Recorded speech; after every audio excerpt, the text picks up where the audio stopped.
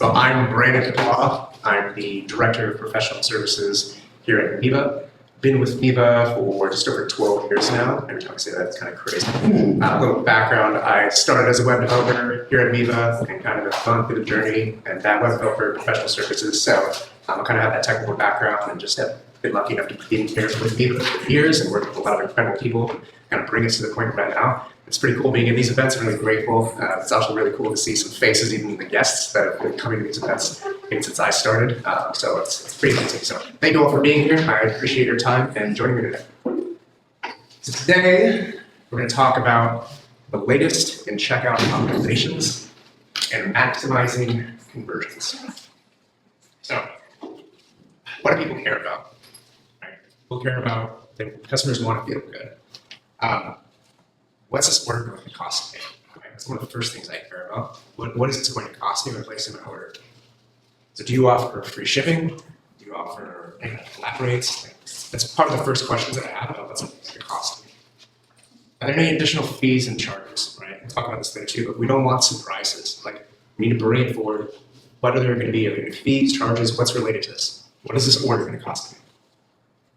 How long is it going to take to get my stuff? Everybody cares about this now, right? They want to understand and have an expectation set early as possible. How long is it going to take to get their stuff?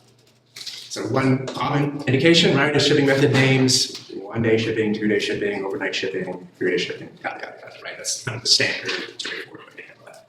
A little bit more advanced ways, estimated delivery dates, actually integrating with a shipping carrier.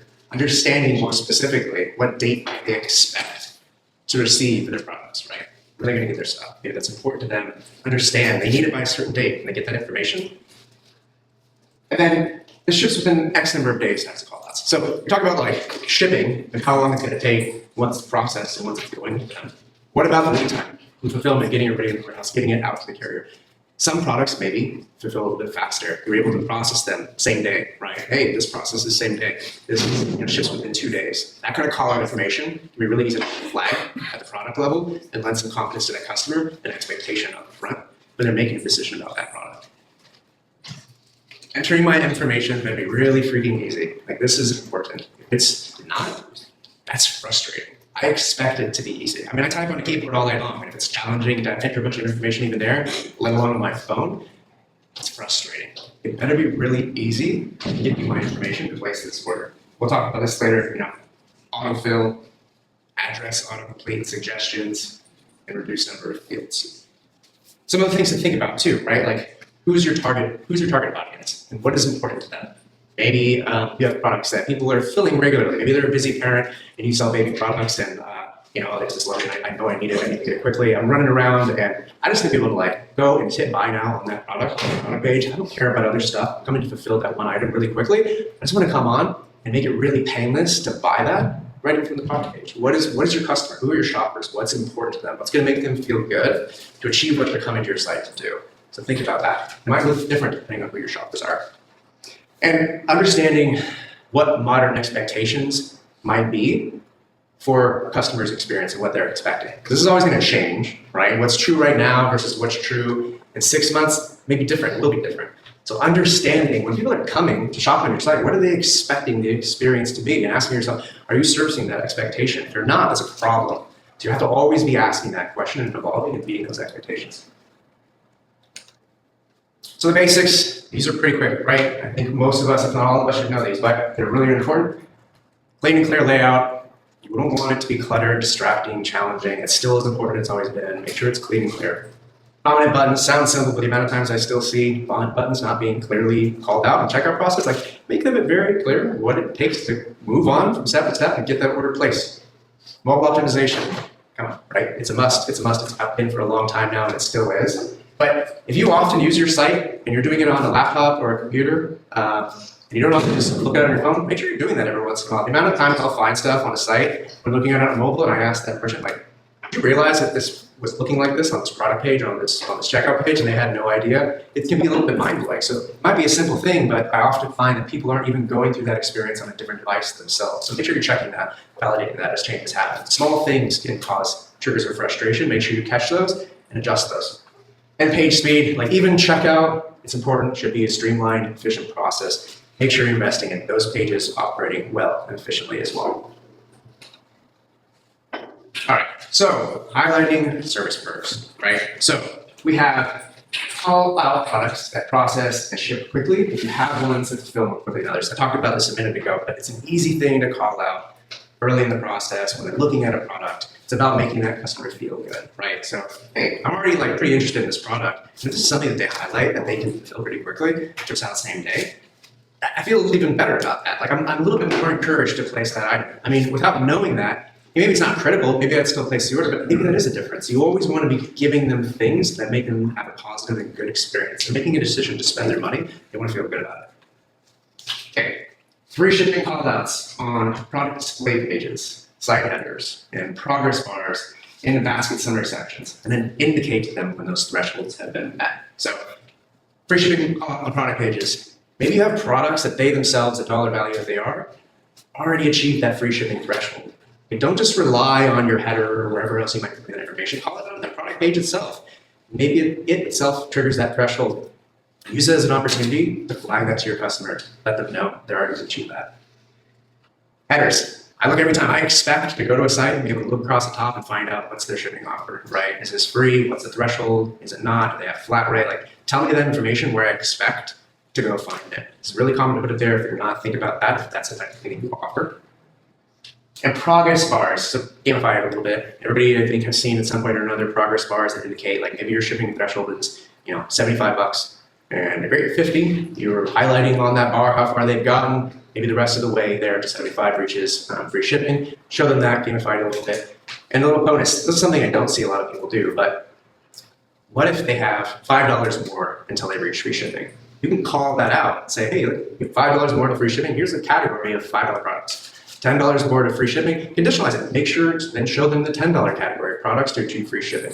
We have collections in Miva that allow you to group products together based on pricing and things like that. Be thinking about what you can leverage to service that. So like maybe my budget is only to spend 20, 25 bucks. I got 20 bucks in my car, it's gonna be like $5 to ship.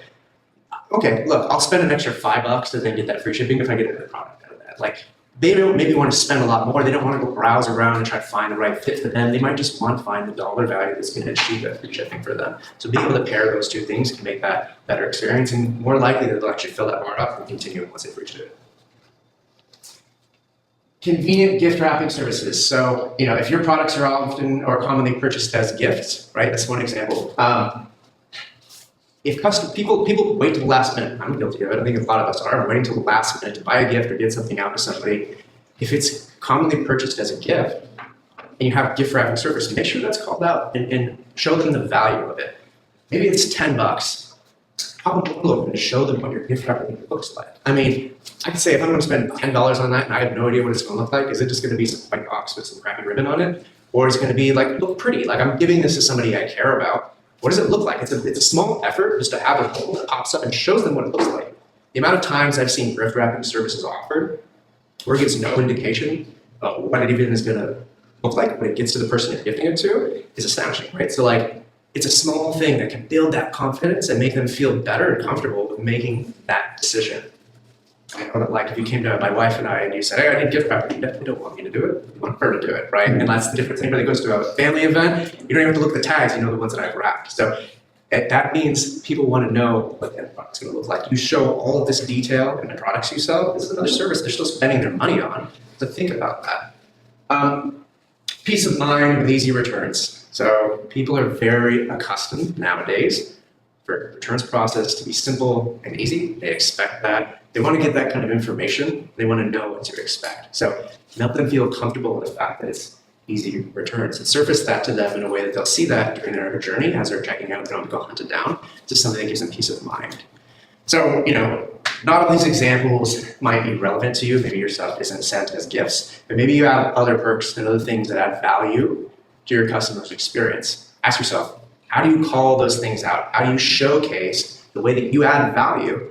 What are the perks of shopping with you versus going somewhere else and buying a different product? How do you surface to them that information? And how do they feel confident and good about what you presented to them in those perks? All right. Clear pricing information.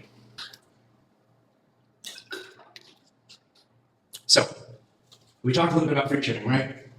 Shipping estimate tools too. This is pretty common, but the amount of times I see shipping estimators not really presented really well in the basket, it's pretty high. Make sure your free estimation is shown there. People want to get that information early, right? People don't want to be surprised about charges and fees. So as shipping estimator, making that clear to them so they can self-service and understand that information early is important because then they have an idea of what they're looking to spend. Now, free shipping. One thing that I really rarely see people do is an example of the basket summary section. Say somebody's met your threshold for offering free shipping, or maybe you offer flat rate shipping at a reduced cost or something that meet this threshold. You can highlight that directly in the shipping section, right? Or in the basket charges section. You don't have to say TBD, like conditionalize that. If your threshold is 75 and you say your basket meant 75, show free, call it out then. Don't let them have to do the math or figure it out. Just show them because they're conditioned to already look at this order summary section as they're going through the steps of checkout. Show that it's already free in the charges section. That makes them feel good. Highlight that. Charges and fees. So clearly display item charges and fees on the product display pages at the basket. Again, no surprises, right? We don't want to surprise them with what this is going to cost. We can call it out as early as on the product page. Make sure as they're making that decision and looking through that, they feel empowered and comfortable and confident in the decisions that they're making by surfacing that information to them. And showcase that as soon as you can in the basket content, right? Continue that consistency so they know what to expect and what they're going to be spending as they're going through that checkout, right? And so, again, no surprises. They want to feel good. Surprises generally, unless they're positive ones, they're not, right? Getting slapped with additional fee when you weren't expecting it, that doesn't feel good. So for example, maybe I was expecting to spend 20, 25 bucks and I'm going through checkout and I found this product, I did my research, I liked it. It's a $5 fee on there, it's gonna be like $25. Okay, I got my head wrapped around that. I'm prepared, I feel confident I'm gonna spend $25 on this. I'm gonna go place this order. Great, I'll go through checkout, putting in my shipping information, my customer information, when they're making those selections, get to a page later on. Well, there's a $5 fee. So now it's $25. I thought I was gonna spend 20 bucks. It's $25. Okay, well, that was surprising to me. I need to maybe think about this. Maybe I'm gonna set it down for a second. I don't feel good about that. It took me out of the state feeling good about this purchase. And maybe instead, same situation, same total, going through basket, going through browsing for products, found this product on the product page, let me know, $20 product, it's a $5 fee, I'm informed, I have that chance to digest that information early in the process, feel comfortable with that. So when I go through checkout, I already know I'm paying $25, I'm not getting slapped with a surprise. Now I've started the checkout process and I'm continuing that momentum because I'm not being surprised and pulled out of that at a later state, pausing and potentially impacting that conversion. Make your live chat AI bot assistant dominant. So answer critical questions quickly, clear blockers, and capture the word. Okay? People are becoming so accustomed to leveraging these tools and getting quick answers to their questions. You have to meet them where they're at, what they expect now. It is what they expect, and it's only going to get more of the expectation. You don't want to go, I don't want to go to the FAQ page and search the FAQ page, maybe do Control F and try to find a keyword to answer the question I'm looking for, or try to go Google it, or call customer service, or write an email that I have to then wait for a couple days or a day to get a response back. That's not what's expected now. They expect to be able to adapt where they're at in the process, ask a question, and get an answer to that question. It's where we're at, it's where you need to be. So you'd be thinking about how do you make this prominent, make sure they know it's there, make sure it's a tool they know is accessible to them. And then they leverage. So they can get quick answers. That's only going to make the experience better. And they don't have to go browse around and find that answer. Okay. Offering multiple payment options. This has been true for a while. It's still really critical, right? Offer, again, with what your customers are comfortable with. You want to feel comfortable. You want to feel good. And convenience can close the deal, right? So things like PayPal, Amazon Pay, Apple Pay, and buy now, pay later, and pay installment type options. So what are people comfortable with? There's lots of people out there that maybe PayPal is what they're used to and what they're comfortable with. Maybe that makes a difference on them deciding, hey, I'm going to make this purchase, right? I'm comfortable with that. Convenience. Convenience is really important. We're all busy, right? We're all conditioned to have answers and things be very convenient now. Convenience is king, right? So what's convenient? I'm walking, I'm on my phone, I have this open, I thought I needed to go make this purchase, I'm doing something real quick, and I'm walking from point A to point B, and yeah, I've got it, I found the product I really want. I've never shopped on this site before. I'm walking, okay, I got to checkout, and I don't have any of my credit card information in here. I don't have my shipping information or any of my other customer information. I got to point B, and I haven't finished my order. Okay, I'm gonna put my phone back in my pocket, and maybe I'll come back to it later. Maybe I'll get an abandoned basket email. Maybe I'll get incentivized to place an order later. Maybe I won't come back though, and I won't place that order.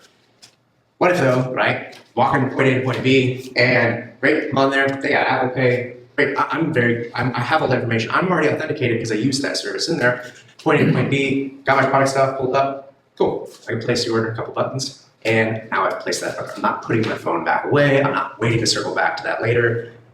That's true, right? Like people, I do that all the time on Walker. I'm a little kid. I might be doing something and cut short because he needs help with something. He needs me to feed him, change diaper, whatever it's going to be. Like there's all kinds of scenarios where that little bit of time can make a difference if it's convenient for somebody to put in information. Maybe I don't have my credit card on me. I don't have it in my, oh shoot, I have my phone, but I didn't have my credit card. I don't have it memorized, right? Like, again, convenience can close the deal. Buy now, pay later, and pay in installments. This example right here, sofa. Okay, cool. Bigger dollar item, $1,000, $500, whatever that may be to somebody. Okay, I need to think about this. I've done my research. It's a bigger ticket. I feel confident and comfortable. Like I trust this company. I like the product. I spent the time figuring out what I want. I understand their services. All that's good. I like what I have here. Maybe budget is now my decision factor. And I generally feel good about the product and stuff, but all right, do I have it on my card right now? Do I have the extra cash to have this expense right now? Am I ready to buy this ticket item?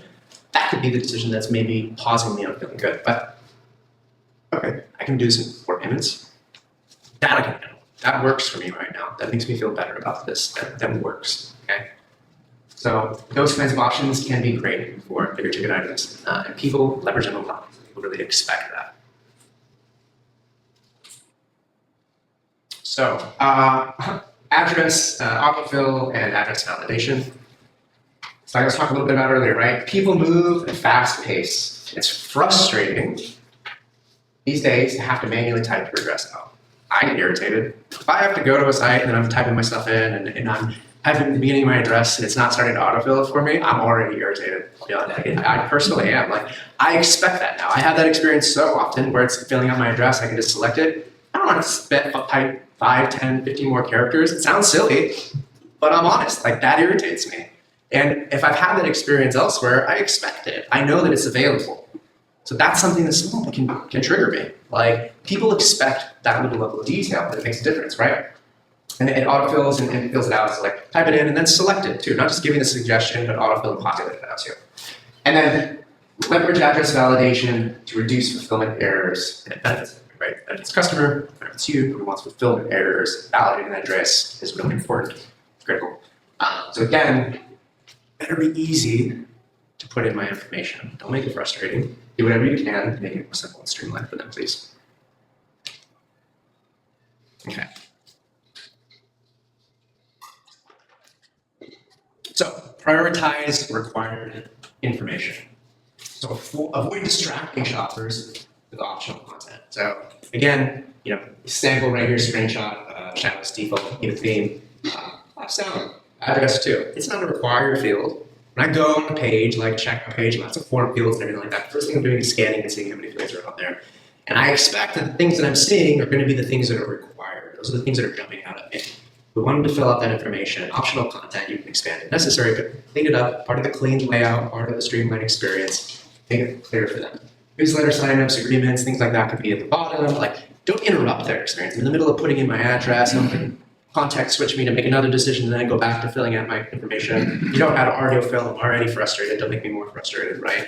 So think about that. What's optional? How you're servicing and servicing that information to them.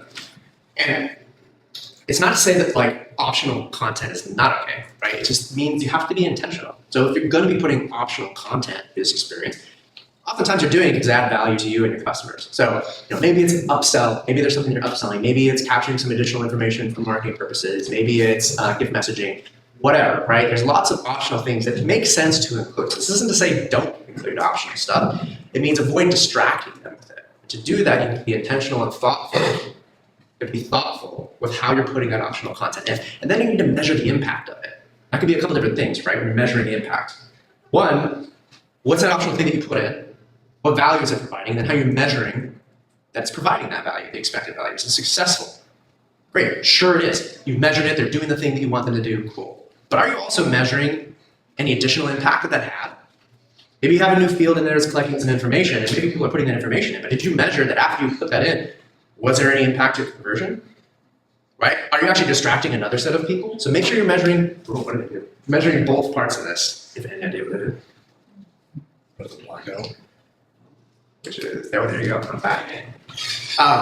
So, measure that impact and understand what's happening. A/B test. Like, don't just slap something on there and then have a base level metric of measuring it and just assume it's working. It can be more complex than that. Understand the additional ramifications of making a change. Okay. Don't pull users out of checkout, right? Use modals to high show content. Please, if you have information you're trying to service them, pop up a modal. Show that to them. Don't make them leave. Don't make them leave and go somewhere else. We talked about AI chatbots, let them self-service and answer your questions too. The worst thing could be you're in checkout, then you send them somewhere else. Then they have to come back and start checkout over again. And heaven forbid, like that information didn't retain. And then they have to put in their customer information again. And then maybe you didn't have autofill on, and now we're really just over it, right? Like, don't make that happen. Avoid that. Keep them on the checkout process as much as you can. Answer their questions if you can. All right. And customer account creation after order placement. So leverage customer quick add. Customer quick add feature Miva offers. We don't use it. Make sure you go check it out. It's in our docs, all that stuff. Allow customers to focus on placing the order and then deal with knowing that they can easily create an account afterwards. Okay? So there's a screenshot example of like what that looks like on Shadows. This is the invoice page. There you can put your password in and create your account. I expect that now, right? Like even showcase that to your customers. Say, hey, guest checkout. Don't worry, it's super easy to create an account afterwards. That's what I like to do now. I know that I'm going to put on all my information during checkout. If all I have to do is put my password at the end, that's great. Maybe you're a pre-checkout step where you're saying guest checkout and log in. If you have login first and guest, maybe flip that. Show guests first with the convenience of saying, hey, don't worry, you can create your account afterwards. Have them focus on placing the order. It's convenient. Links the order up afterwards, right? You don't want to say, okay, great, now I started checkout, I need to create an account. Now I'm going to have to go through one whole process of creating an account. Just to finish that process, to start a second process, which is placing the order. Placing the order is the important steps, right? Get them to focus on that and create that account afterwards. So again, what do we care about, right? Do we want to feel good? Do we want to feel comfortable? Right? I am comfortable with what's costing me and I know what to expect. I feel comfortable with what I'm spending. When I feel confident, I'm confident I have an idea of when this product's going to arrive, what their policy is for returns. I'm confident in what my experience is with this merchant, and I trust them. And satisfied. Rather satisfaction. The shopping experience so far has been good. There's not friction. I'm not getting irritated during checkout. I feel good. So comfortable, confident, and satisfied with their decisions. And remember, again, you pull them out of that state, they're feeling good, and there's something that changes their state and their emotions to something that's not, you're at risk immediately. Immediately you're at risk. Anybody spending their money wants that to be a good experience. They're not going to spend your money, oh, this sucks. Like, I don't want to do this. The more you can have them be like, I'm happy, I'm feeling good about this, the better. Don't change that state. Focus on them. Ask that question. Are they getting into that emotional state? If they are, you're having a problem. Try to avoid that as much as possible. Right? Last thing, this quote slide, I never know great quotes to put on here. It's the classic Yoda always is you can't go wrong with it. Like, this is stuff you just gotta do. Just try to do it. This stuff is really important. You have your whole business, you have everything you've invested in your products and your imagery and all this other stuff. You gotta make sure you're doing this key critical stuff for checkout. Make it a great experience. To feel good about it from beginning to end. Okay? All right. I think I'm just a little bit over time, so I appreciate you guys hanging in there with me.